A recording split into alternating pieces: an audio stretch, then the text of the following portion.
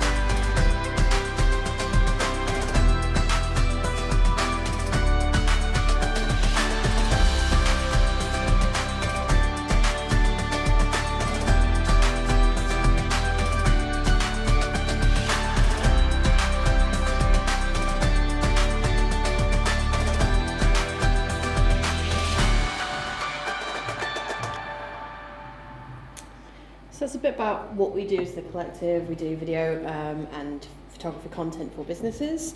Go to the next slide. And these are the kind of people we work with. Majority is going to be tech and startup companies, and we also specialise in working with education as well. Next slide. Something I also wanted to share with you about kind of my career and how I've got to where I'm being today. As I mentioned, I'm the co-founder of the Wilcox Collective. I consider myself to be a photographer, videographer, public speaker and 3D printer.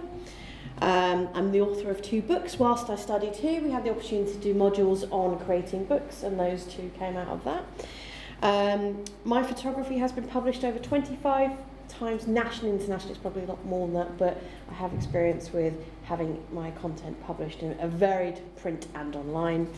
I've been a guest on national TV talking about my work.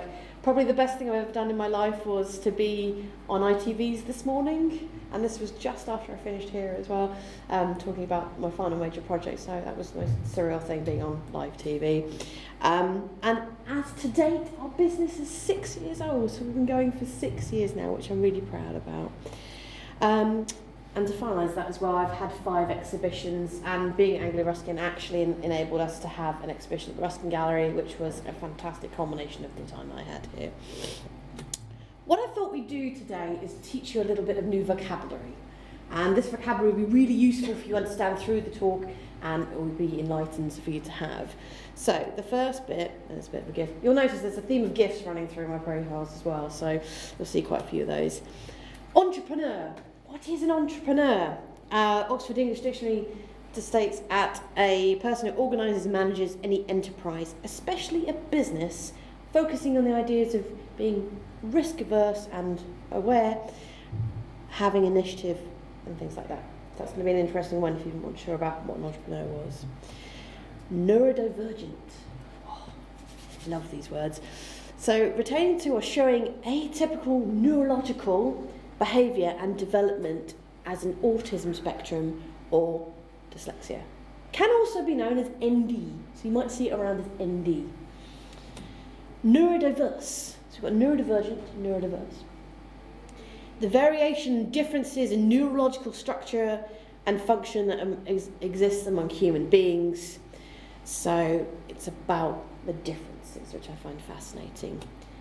And then neurotypical, the opposite of neurodiverse, people that are, say, we have one dyslexic child who's neurodivergent and one neurotypical child. And an abbreviation of that, we've also got NT. And then finally, this one, which is not a defined term, but I'm making it a defined term, and you've come here today because you saw the word neurospicy and what is that? I define neurospicy personally as it's a different way to describe individuals who are neurodiverse or neurodivergent. For my personal way that I describe it, it's layers. So it's a layer of an individual person that I am neurospicy, so I have dyslexia, but I also have a background and mental health issues.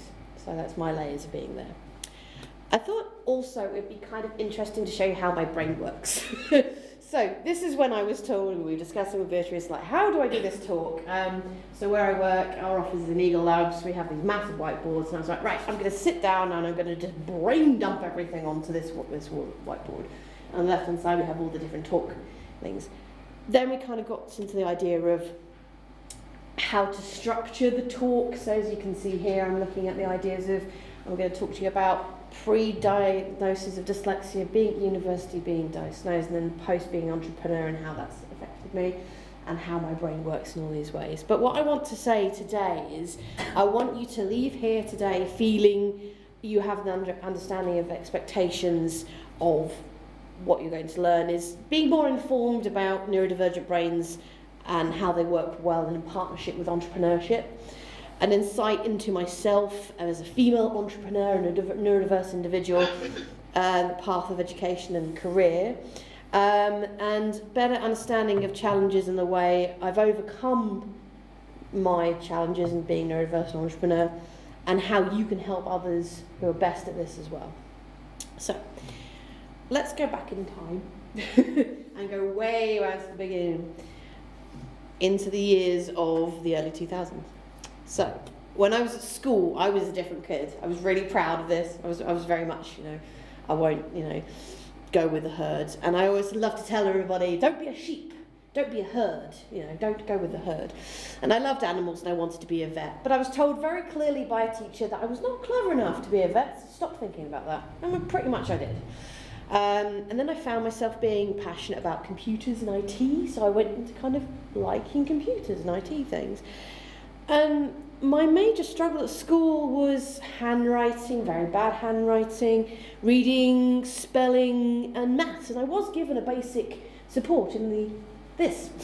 We're going back in the 2000s here, this is before technology was happening. But I was never formally assessed. I was never given that opportunity because there was no actual funding available. So I was given a very rudimentary typewriter, which was kind of nostalgic when I was Googling it, going, wow, I remember that. So, they gave me that to overcome. And then later on, my parents took up degrees, my mother being a person that was a Ruskin graduate as well, and both were given diagnoses of dyslexia. I'm like, okay, interesting. And I didn't realise that until now, being an adult, that dyslexia is a hereditary condition. I grew up in London. I loved being in London. I loved being around culture. I loved going to museums, which we would frequent quite a lot. My father, when I was a teenager, did a degree in fine art. So I went to his lectures a lot and was surrounded by that kind of thing. And as I said, the reason why I became a student at Ruskin was my mother was a student here. So I used to come to her lectures. I used to meet all the support people. It was very familiar to me around this. And this is the early 2000s, so this didn't exist. So I know the university from many, many years and how it's evolved. So yeah, that's how we got. But I took the very long way around to being a student. Conventional ways of assessment and examination did not suit me, so I went for a vocational course. I went to CRC, did A-levels, failed. went to Anglia. I went to Huntingdon Regional College and did a H&D there. Did 2 years through busway, so going up and down the A14 when it was there. But what I found through those times, you know, and coming here, I started here doing the H&D in photography, which I believe doesn't exist anymore. But when I was doing these courses, I was still struggling with reading and writing, but I found I had developed quite a broad vocabulary over time, and I really like presenting. I'm weird, I like doing this, even though I'm petrified inside, but I like doing this. But I've been using this vocabulary, I've been getting experience, I've been talking to people. And at the end of my time at Huntingdon, I was starting the formal assessment for dyslexia, but because I started so late, at the end of my course, it just didn't happen. So again, didn't have my official diagnosis. So when I joined here at Ruskin, I kind of realised there was something definitely wrong with me. I wouldn't say wrong, but there was something different with me. And this is where I started to learn that I'm wired differently. I went finding this different support. And because my mother studied here, I knew the support team really well, so I could go and walk in and ask them questions. And it basically came time for me to have my assessment, and my experience at Ruskin was a very, very positive one. So when I was formally assessed, I have a copy of my assessment here, which I had to dig through and find recently. So what I thought would be really interesting for you to hear is kind of what it has to say. And it's sad I found that the individual Joyce who did work with me doesn't work here anymore. And this is I was assessed on the 28th of February 2018. No, sorry, 28th of February 2008. So quite a while ago now. The things I just kind of wanted to highlight to you was, you know, I have a specific learning difficulty, dyslexia. I meet the eligibility requirements. My cognitive profile showing, among other things, poor visual memory, poor auditory memory, impaired processing speed, and retrieval problem result in relatively low academic performance in reading and attack spelling. Great. So I'd been verified that there was something slightly different with me. The other things that they kind of highlighted to me was that I'd love to do more reading. I used to be a massive reader when I was a kid, that as you get older, you read less. Obviously, being in a photography subject, you don't read as much, but there's still quite a good amount of text you do have to read. So I did have, and showed, quite a short attention span. I find large sections of text quite off-putting and daunting. My testing at Huntingdon, when I had it, I reacted positively to using a green overlay for my reading. Funnily enough, the highlighting is in green before it ran out, which I have been using over time. And I've also been informed that I have very good ideas in my head, but whilst I can verbalise, I struggle to convert them into written word, which has been the theme all the way through my life. Another bit is basically note-taking, very messy, quite disorganised. I'm very effectively working in groups and confident making presentations and speaking in front of others. So that's what I was informed. And at the time I was given that, I was also given a lot of support. I was given new technology. I was given information, and that was very useful. So it was a nice validation feeling for me. So once I left uni, I completed in 2012. I took my work on tour. I went on a book tour. I was featured on TV and on radio. I then moved to Manchester thinking, screw Cambridge, I've had enough, it's tiny, I want to go to a big city. Ended up working in car insurance call centres for a year. It was horrible. But it was worth an opportunity to try different things. I came back to Cambridge, and then I've always been really passionate about marketing. Marketing is something that I've been interested in, so I was like, let's get more experience into marketing. And whilst I was working and doing that, I wanted to highlight the idea of being an individual with dyslexia. Do you tell people this, your employees specifically? And I aimed and ahed, and it depended on my employer. If they were open and interested in me, their HR team, yes, I'd tell them. And yes, I'd get some adjustments, which was right. So moving on to 2012 post-uni, and I've been living with my dyslexia for 4 years now. It was a real validation of areas in my life. But I was still struggling. I still have depression, still have anxiety and low mood. And what I think I want to just go into and talk about a bit, how I went from an employee to now being an entrepreneur. So, since, as I mentioned about leaving university and being into marketing, I got a lot of experience with doing volunteering, and it gave me lots of valuable skills to move up and change. At the time I was working in an admin role, and this marketing job came up, and I thought, fantastic, I can do this. And it was working in social media, doing marketing for a car dealership community there. And I nailed the interview and I got the job. I thought, fantastic, I've started my career in marketing. And 3 or 4 weeks later, I'm coming home feeling like this. And the job was awful. It was terrible. I was in charge of over 30 social media accounts with no support and just by myself. I worked in an office by myself. I saw my boss a good 10 grand total 10 times in the time I was there. And enough was enough. My mental state was complete turmoil. I couldn't deal with this. And my husband, who's here today, could not also see me like this. And no job is ever worth sacrificing your mental health for. So he made a suggestion that completely changed our lives. He told me to quit. And I'm like, we can't quit, we can't do this, no, it's not going to happen. And he went, no, quit, we'll work it out, it'll be fine. You know, why don't you also use this time to start a business? And I remember my mother-in-law commenting on, in our house, we have a bungalow and a good-sized dining room. This would be a great studio space. I went, no, don't be silly, that's fine. But they kind of all, like, fitted together. And if I was able to find a part-time job and pay a bit of the rent, then great.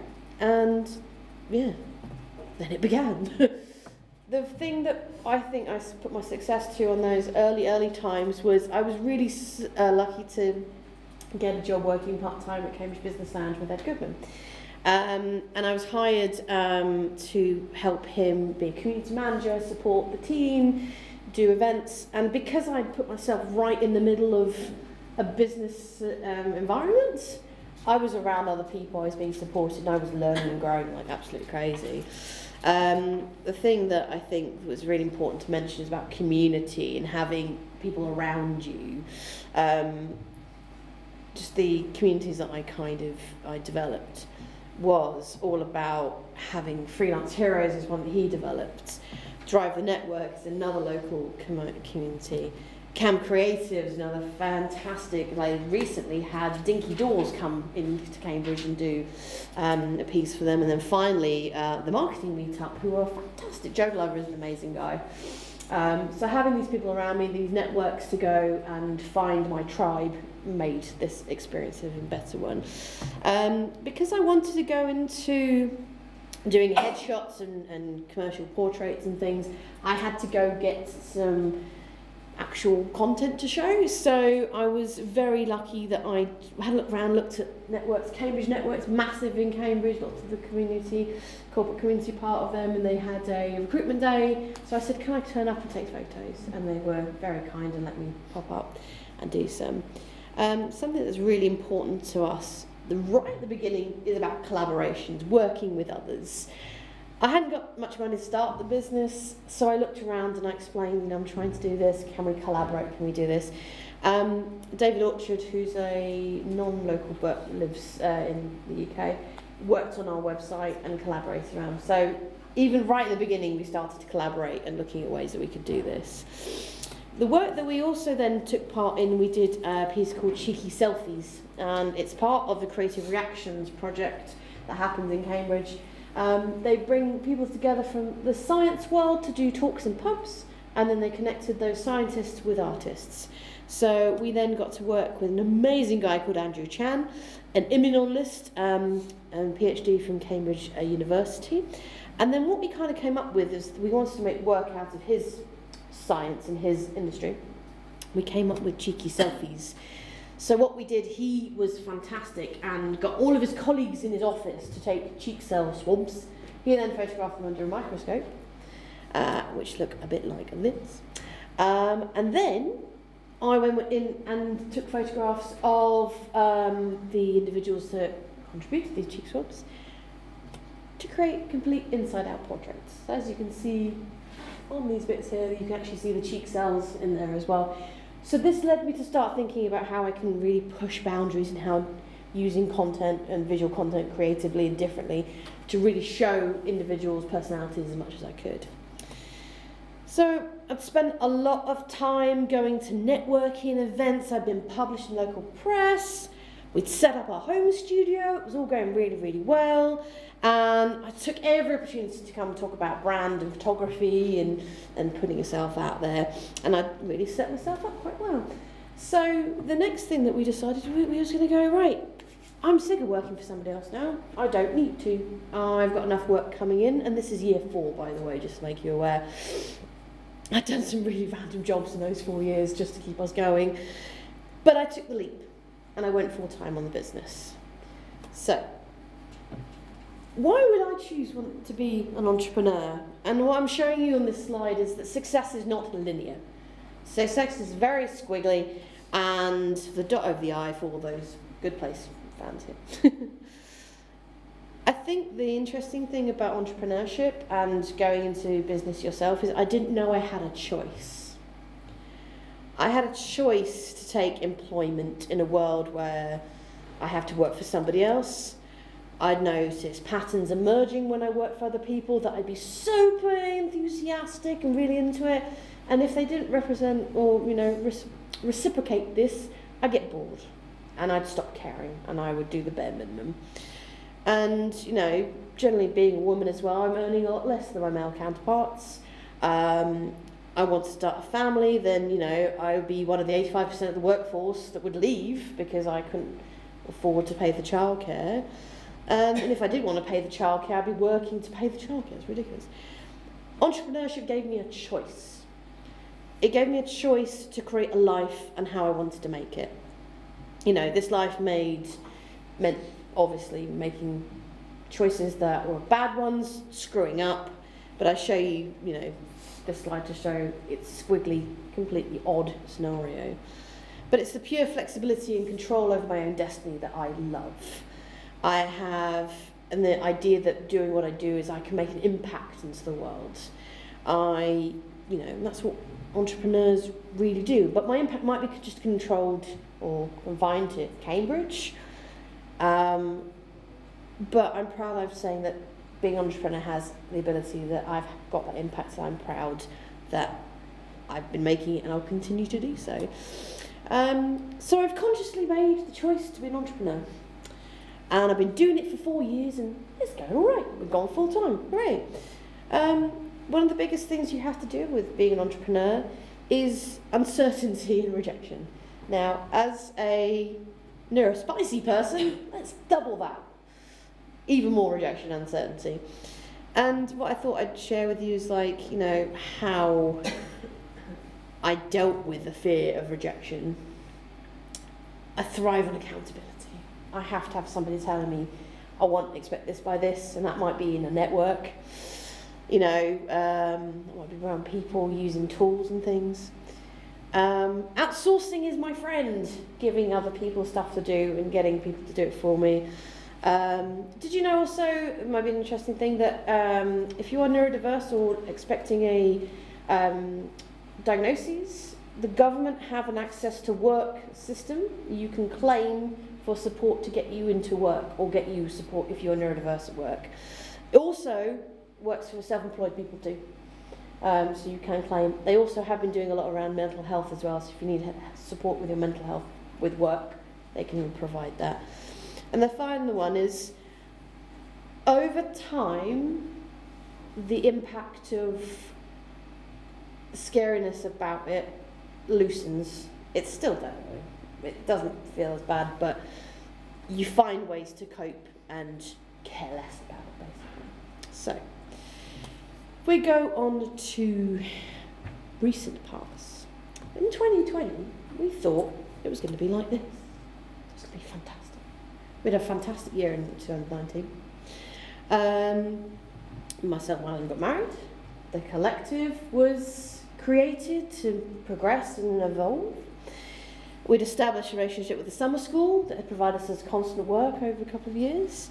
And work was coming in, and I was establishing and being a well-named person in Cambridge, and we felt unstoppable. And we were evolving, and we got married.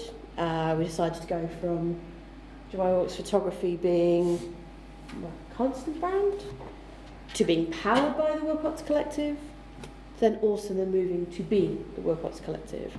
We had a clear mission to grow, and we knew what our values were, and that was the next stage. It was great, it was going to happen. Then unfortunately, in 2020, the whole world was stopped and was engulfed by a global pandemic. We were told to stay home. Our business stopped functioning overnight, and for 4 months I did not do any work. And around that time, I had to do something. So this is the last client piece of work we did. And I made it last a lot longer than it had to be. I just didn't want to let go. We were dead for around 4 months, and I needed something to keep myself sane, so I created Cambridge Business and Pictures. And we looked around and resourceful. I'm not going to play this because we are short of time, but what we found is Cambridge Fruit Company had to also change, and we supported them by their evolving, by creating video content to bring them more customers. It appeared after that, when we made that piece of video content, we then worked with them for a whole year. And that was fantastic because we supported each other through the pandemic.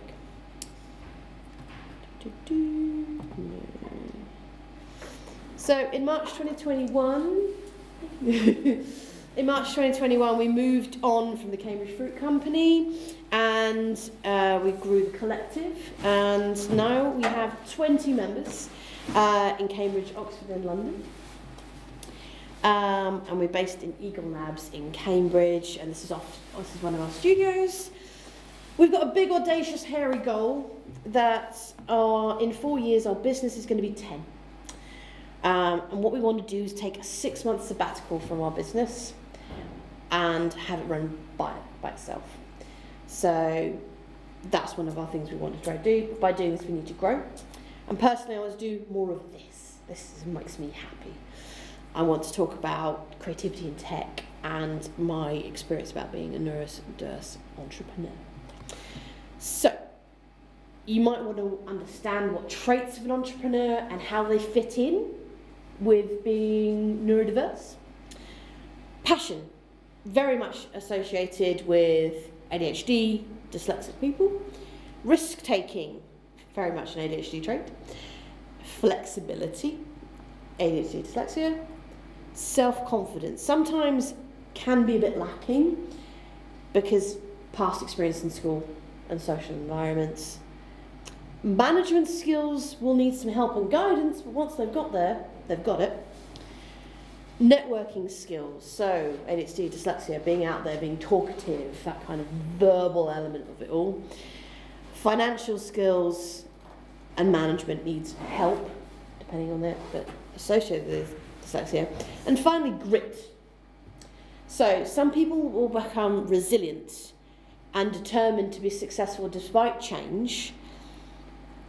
This is a neurodivergent trait if it hasn't been knocked out by the pathway to employment. So there's a couple of traits there that fit quite nicely in. I thought it'd be interesting for you to share my challenges of being a neurodiverse entrepreneur. I have to pay the tax. I have to pay the neurodiversity tax and the entrepreneur tax, more than the neurodiversity one. I need support to grow. I need support to thrive. I can do it by myself, but the time of progression is longer, and I have, as my report says, I have lots of fantastic ideas in my head, but I can't get them out and do. So I need to work with an assistant, and I need to get those words out of my head into a place the way that neurotypicals can understand. The simplest things exhaust me. So let's take the fact that I have a neurodivergence, that I have to really creatively think my way around things. I have to run a business. I have to run a home. I have a social life. So all these layers of things are quite freaking exhausting. So after a while they can be. So that's the two major things that I wanted to say that my challenges are. But making a successful entrepreneur is something that we do really, really well in the UK. At the start of 2020, the UK had 5.94 million small businesses, equating to 99.9% of the total business population. So we can show that new businesses are the lifeblood of society. And 10 years ago, when there was the last global economic crisis, we learned from a study of two countries in 2010, Romania and Finland, that creative entrepreneurs like myself can weather current global economic crises better than traditional businesses. So we have seen this during these difficult times with those two who have been agile and switched their businesses online. We can even see this in the pandemic. A lot of businesses went, right, can't do this, let's make it online, let's do this. And having that pivot and that change saved most businesses. So new businesses will need to happen post-COVID. We need entrepreneurs like me and future entrepreneurs with novel ideas and new solutions. We need risk takers too. We need people to get out there and take those risks. Entrepreneurs contribute £196 billion to the economy. And this includes many women-led businesses. We contribute £3.51 billion to the UK economy in 2015, according to a study by the Royal Bank of Scotland. Successful entrepreneurs need to be passionate, obsessive, optimistic, and hardworking, which are quite a few traits that are matching within neurodiverse individuals. And the ripple factor of the startup that they then employ 3.24 million people nationwide. Like myself, we're going into the section of actually employing people. We're going to wrap up with smashing a couple of stereotypes, and I'm going to bring up a couple of things. Now, I'm very happy if you have any thoughts on this, but we'll talk at the end for questions. But I wanted to raise these three. The first one I'll raise, this one. Let's pick this apart. It's got to be reminding everybody that ADHD is not gender biased. Not long ago, we all knew ADHD, the concept of the destructive sport, young boys bouncing off the walls. But ADHD symptoms exist in both females and males in the same proportions. We have a huge gap in the diagnosis profile, with males almost 3 times more likely to be diagnosed with ADHD than females. ADHD really does look different in women. Therefore, for this reason, many women grow up feeling really misunderstood. Sometimes the difficulties are mistaken for being hormonal or anxious. At times, ADHD symptoms are attributed to the personality type of being the chatty ones, the more social ones. With any mental health disorder, symptoms can vary and between genders. Women with ADHD, when reporting childhood experiences, are the ones who are daydreaming. Research has shown that girls and women are less likely to be diagnosed, as parents and teachers still don't know what they're looking out for. So that's the one thing we really do need to smash and look at. We're all different and we all present our ways in different ways. Our second stereotype we're going to smash is that we see this a lot now. We see this huge. Neurodiversity is portrayed in the mainstream media in mainly 2 ways. We have Sheldon Cooper from The Big Bang Theory being a savant, being an incredibly intelligent individual with quirks. Or we have individuals that are shown to be non-functioning members of society. It's polarising. We have a lot in the middle. Could the fact that people like Elon Musk Richard Branson and Barbara Cochrane, are people that are in the eye of what we're seeing. We need to see more of them, we need to see more variety. So there are some truths to this, but we need to see a broader selection of individuals and broader selection of ways that contributes to them. And the final stereotype I want to smash. This is a little bit difficult for me because I've lived with dyslexia for 10 years. And up until recently, I really believed it gave me superpowers. And I want to be explicitly clear on what I mean about superpowers. In fiction, it is said to be exceptional or extraordinary power or ability. I felt my dyslexia gave me a superpower to think differently. I knew I was biologically wired differently. And very most recently, and he won't mind me talking about this, Xander, my husband, was diagnosed with ADHD. So we're a neurodiverse household, which is fun. We've spent the last year going through the process of awareness, diagnosis, meditation, education, and seeing an individual I loved and I love dearly, and I have been with over 10 years, change and have this thing come into him. And we're learning new things every day about this. But it raises a really important point about ableism. Another word for your vocabulary. Ableism is discrimination and social prejudice against people with disabilities who are perceived to be disabled. Ableism characterises people defined by their disabilities and inferior to the non-disabled. Before I knew what ADHD was, I was being internally ableist. I thought all dyslexic people, because they were dyslexic, had that superpower, but I didn't apply that to everybody else, to other people with ADHD and other things. You know, because I was different, I thought it was good. I still do believe being different is good, and that's what kind of stands us out as a person, and that's what gives me the opportunity, like today, for me to talk to you about how I am different. But what I hadn't done is take into consideration that as individuals, neurodivergence could be so severe, it could stop living a full life. It could be that crippling.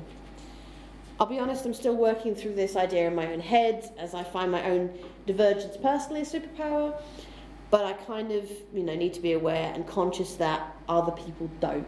So if people do say this around it needs to be individualised, it needs to be checked before that's an assumption made. We don't need to define the neurodivergence as such. It's all about how using labels to explain a thing can be a real mixed bag. So I want to say thank you so much for listening to me. I'm sorry I went over time, but I would love to hear any thoughts or you have.